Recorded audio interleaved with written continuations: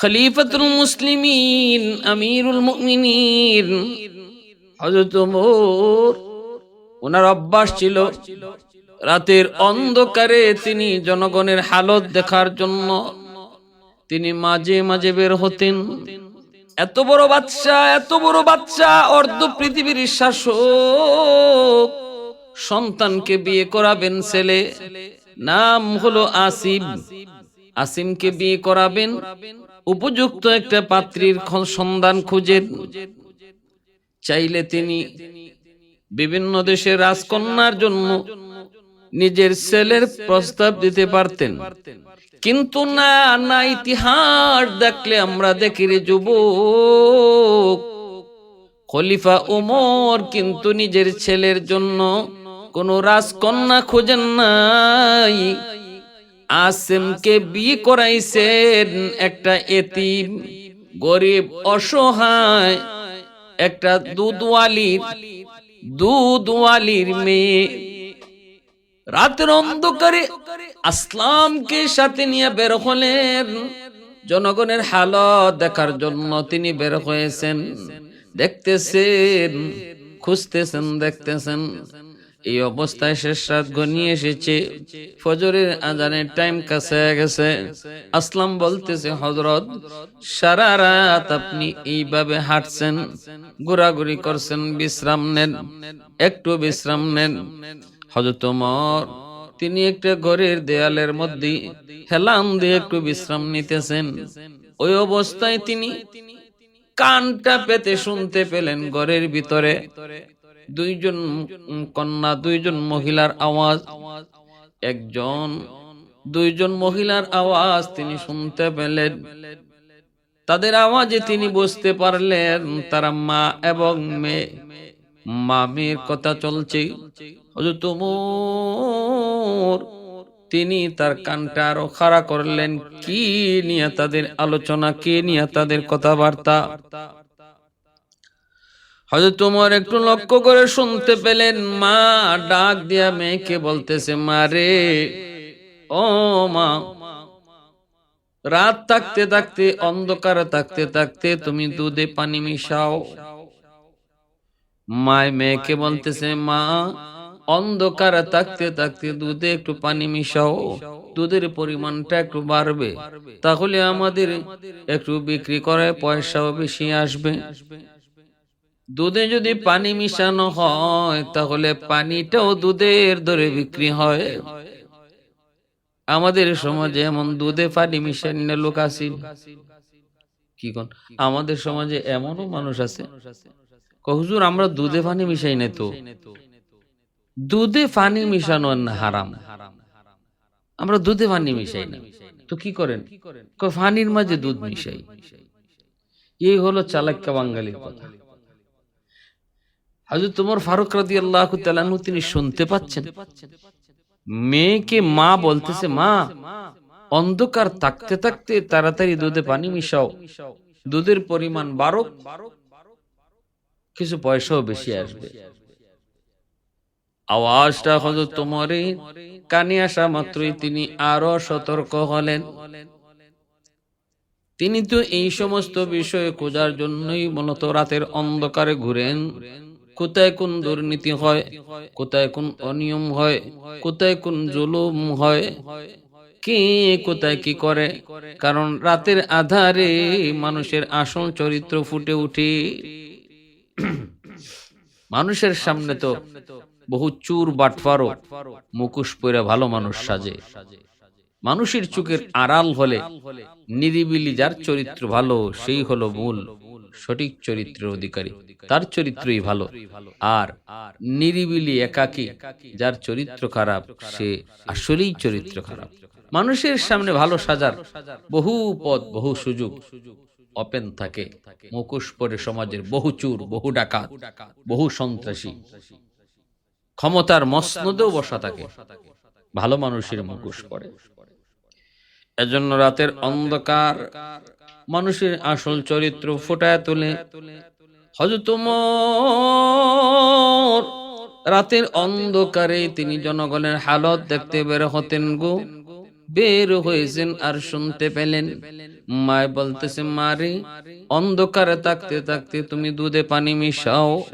মেয়েটা তখনই বলতেছে, মা গো, ও মা, এটা তুমি কেমন কথা বলছো? দুধে যদি পানি মিশানো হয় তাহলে এটা তো জুলুম, এটা তো অন্যায়, এটা তো ধোঁকাবাজি হবে। মা, এমন ধোঁকাবাজি করা তো ঠিক হবে না। মা কয়, মা, এ মা, তুই এত কথা বলবি না।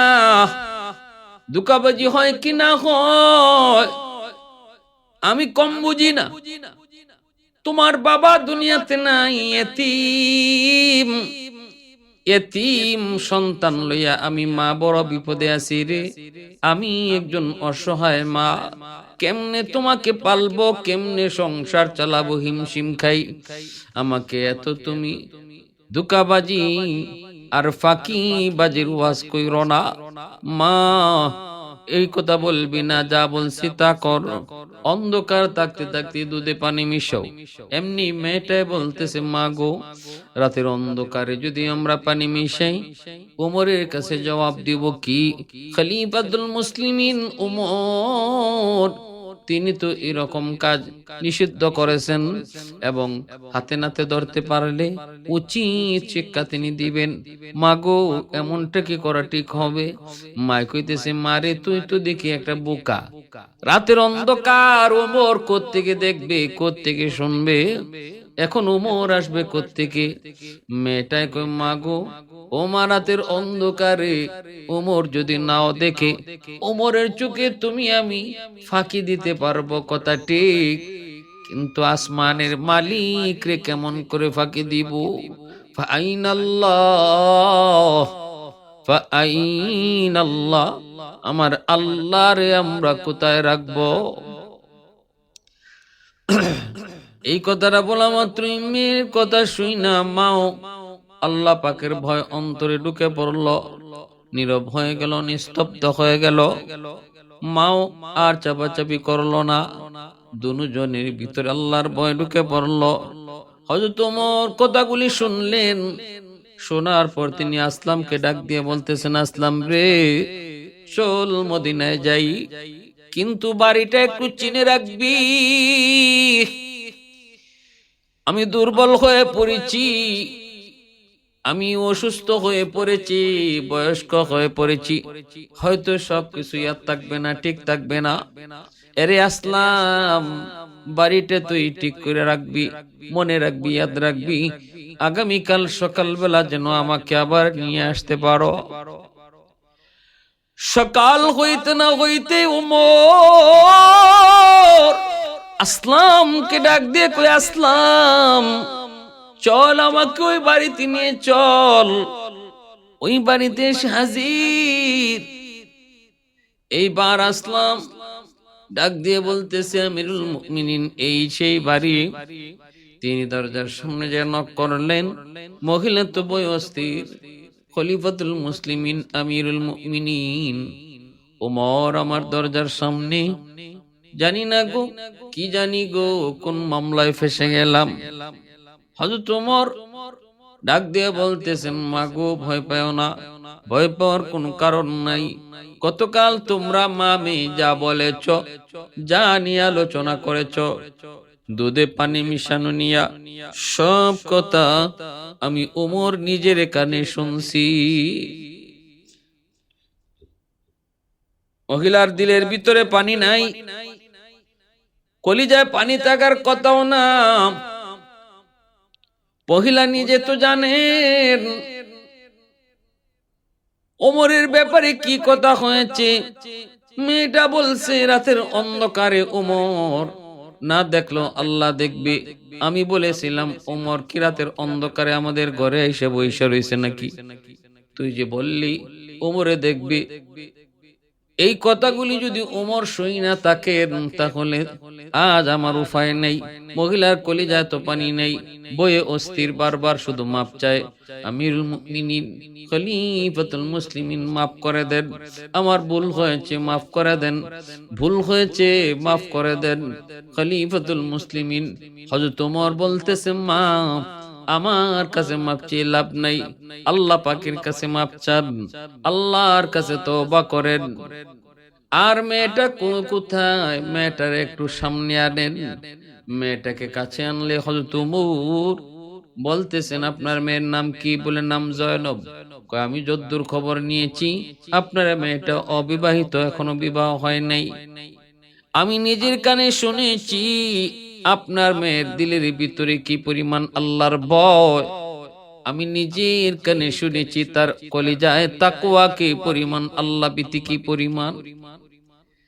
মা গো, এই রাতে পানি মিশাইলে আমি ওমরও দেখতাম না, দুনিয়ার কোন মানুষ টের পাইতো না। কিন্তু আপনার মেয়ে জবাব দিয়েছে, কেউ না দেখলেও আসমানের মালিক রে কোথায় রাখবো?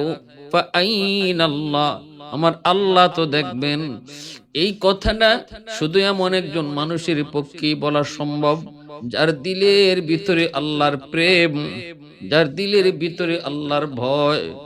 যায় যে এই কথাটা বলবে, মান আহাব্বা লিল্লাহ ওয়া আবগাযা লিল্লাহ, মহব্বত আল্লাহর জন্য, কাউকে কারোর প্রতি বিদ্বেষ আল্লাহর জন্য, আতা লিল্লাহ ওয়া মানা লিল্লাহ ফাকাদ ইস্তাকমালাল ঈমান।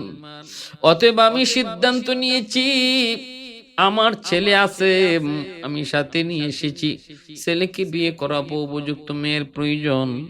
আমি বিভিন্ন রাজা বাদশার মেয়ের জন্য প্রস্তাব দিতে পারতাম, কিন্তু আমি জানি না সম্মান রাজা আর বাদশা আর মন্ত্রী মিনিস্টারের কাছে আল্লাহ রাখে নাই, চেয়ারের মধ্যে আল্লাহ সম্মান রাখে নাই। আল্লাহ পাক রব্বুল আলামিন সুন্দরের মাঝেও সম্মান রাখে নাই, আল্লাহ পাক টাকা পয়সার মধ্যে সম্মান রাখে নাই। আল্লাহ সম্মান আর ইজ্জত আল্লাহ রাখছেন তাকওয়ার মধ্যে। ইন্না আকরামাকুম ইনদাল্লাহি আতকাকুম ইয়া আইয়ুহান নাস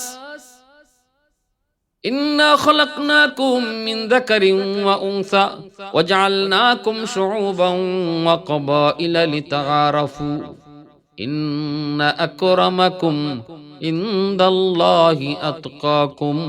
আল্লাহ পাক বলেন, ও দুনিয়ার মানুষের শোনো, তোমাদেরকে আমি আল্লাহ বিভিন্ন দেশে শান্তি জন্ম দেওয়াইছি, বিভিন্ন গোষ্ঠীর মধ্যে আমি আল্লাহ তোমাদেরকে পাঠাইছি, কেউ বাঙালি, কেউ আরবি, কেউ ইউরোপ, কেউ আফ্রিকান। কিন্তু মনে রাখো, তুমি যে দেশে জন্ম নেও না কেন, যে গোষ্ঠীর মধ্যে তুমি জন্ম নেও না কেন, এই গোষ্ঠী তোমার সম্মানের মাপকাঠি নয়, ওই দেশটাও তোমার সম্মানের মাপকাঠি নয়। আল্লাহ কইলি তাআরাফু, এই গোত্রে গোত্রে, অঞ্চলে অঞ্চলে আমি তোমাদেরকে পাঠাইছি শুধু তোমাদের পরিচিতির জন্য, পরিচিতির সুবিধার জন্য। বাকি সম্মান এর ভিতরে নয়, সম্মানের মাপকাঠি হলো আল্লাহর ভয়। আমিরুল মুমিনিন হযরত ওমর এবার তিনি মহিলাকে বলতেছেন, আপনার মেয়ে জয়নব, আমার ছেলে আসিমের সাথে আমি বিয়ে দিতে চাই। মেয়ে আমার পছন্দ হয়েছে, পছন্দ নয় শুধু সর্বলাইনে, হার লাইনে পছন্দ। আল্লাহর নবী বলেছেন, সবচেয়ে বড় পছন্দ হলো তাকওয়া। ফাজফার বিজাতিদ দ্বীন। আল্লাহর নবী কয়, বিয়ে শাদীর ক্ষেত্রে তোমার সৌন্দর্য দেখো, বিয়ের ক্ষেত্রে তোমরা মাল দেখো, বিয়ের ক্ষেত্রে তোমরা বংশ দেখো, বিয়ের ক্ষেত্রে তোমরা দিনদারি দেখো। চার জিনিস দেখে তোমরা বিয়ে করাও। কিন্তু না, মনে রাখবা, এই চারটার ভিতরে দিনদারিকে আগে দেখবা, দিনদারিটা আগে দেখবা, আগে খুঁজবা, এটারই তোমরা প্রাধান্য দিবা। ফাজফার বিজাতিদ দ্বীন, দিনদারি যদি আগে পাও, এইবার বংশ ভালো পাইলে আলহামদুলিল্লাহ, এইবার তুমি সুন্দর বেশি পাইলে আলহামদুলিল্লাহ, এইবার তুমি সম্পদ পাইলে আলহামদুলিল্লাহ। কিন্তু যদি দিনদারি না পাও, বংশ বলো, সম্পদও আছে, চেহারাও মাশাআল্লাহ, রাসূল কয় সাবধান, দিনদারি না পাইলে আগায়ও না, কারণ এর মধ্যে আরাম থাকবে না, রহমত আর বরকত থাকবে। খালি চেহারা সৌন্দর্য দেখে বিয়ে করে ইহুদিরা, মাল সম্পদ দেখে বিয়ে করে খ্রিস্টানরা, আর শুধু বংশ দেখে বিয়া শাদী করাই তো আরবের কাফির কুফাররা। আর দিনদারি দেখে বিয়া করে করায় মুসলমানেরা, দিনদারি দেখে মুসলমানেরা বিয়ে শাদী করায়। এজন্য মেয়েটা নামাজ পড়ি কিনা, পর্দা করে কিনা, মা ভক্ত কিনা, মুরব্বীদের সম্মান করে কিনা, এই জিনিস আগে দেখতে হবে বিয়ে শাদীর ক্ষেত্রে। ঠিক তেমনি ছেলে মেয়ের জন্য ছেলে দেখবো, এখানেও দেখতে হবে ছেলে নামাজ পড়ে কিনা, দিনদার কিনা, আল্লাহ রসুলকে ভয় করে কিনা, নবীর তরিকা মতো চলে কিনা, বাপ মার সেবা করে কিনা, মুরব্বীদের সম্মান করে কিনা, এটা দেখতে হবে। সঙ্গ কার সাথে চলে, কার সাথে সঙ্গ দেয়, বন্ধু বান্ধব কারা, তাদেরও খোঁজ নিতে হবে। একটা মদখুর গাঞ্জাখুরের সাথে যদি একটা ভালো ছেলে চলে, নিশ্চিত সে ভালো না, সে অবশ্যই তার সঙ্গ দোষে সেও খারাপ হয়ে যাবে। যত ভালো করে সন্তান হোক, যত ভালো চরিত্রবান মানুষ বলুক, কিন্তু সঙ্গী যদি তার মদখুর হয়, গাঞ্জাখুর হয়, নেশাখুর হয়, তাহলে নিশ্চিত সে ভালো নয়। একথা বলার কোনো সুযোগ নেই বর্তমান সময়ে যে আমি ভালো, আমি একটা খারাপ লোককে ভালো বানাইবার জন্য খারাপ লোকের সাথে গেছি, আমি মদ খাই না, আমি গাঞ্জা খাই না, আমি ইয়াবা খাই না, বাবা খাই না, কিন্তু একটা বাবাকুরের সাথে চলি, আমি 2 দিন পরে তারে এখান থেকে ফিরে আনবো। জি না, এটা হয় না, এটা ওই যুগ না, এটা কলির যুগ, এটা শেষ জমানা, ফিতনার যুগ। এই যুগে আল্লাহ রসুল কইছে তুমি দূরে থাকো, তুমি তারে ভালো করার নিয়তে যাও না, গেলে তুমি তার দলে যাইবা, সে তারে তুমি তোমার দলে আনতে পারবা না, বরং তুমি তার দলে চলে যাওয়া, কারণ এটা ফিতনার যুগ, শেষ জমানা। এটা সাহাবীদের যুগ না, খোলাফায়ে রাশিদিনের যুগ না। ওই যুগে মহিলারা মসজিদে যাইত, মহিলারা মসজিদে গিয়ে নামাজ পড়তো, কোনো অবজেকশন ছিল না। আর এটা হলো কলির যুগ, ফিতনার যুগ। এই যুগে যদি মহিলারা মসজিদে যায়, নামাজ হইব, নমাজ আর নমাজ থাকতো না, মসজিদ আর মসজিদ থাকতো না, মসজিদ আর মসজিদ থাকতো না। যত বাহাদুরি আর বেটাগিরি দেখান, যতজনে যত হাদিস লইয়ে দৌড়ান, যে রসুলের যুগে মহিলারা মসজিদে গেছিল, হ্যাঁ গেছিল, আমরাও তো বলি গেছিল, তো কিছে এখন নিবা নেও, মসজিদ রাখবা না, মসজিদ আর মসজিদ থাকবে না, মসজিদ থাকবে না।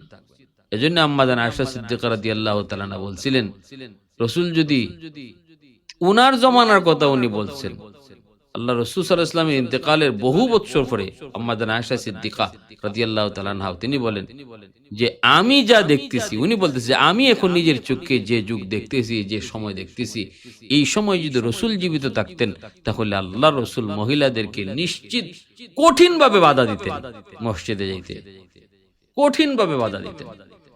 আমাদের আয়েশা সিদ্দিকা রাদিয়াল্লাহু তাআলার যুগ থেকে আমাদের যুগ অনেক ভালো, তাই না?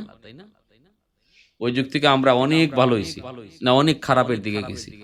দিন যত যাবে সময় তত খারাপ হবে, সিচুয়েশন তত খারাপ আসবে, পরিস্থিতি তত ভয়াবহ হবে।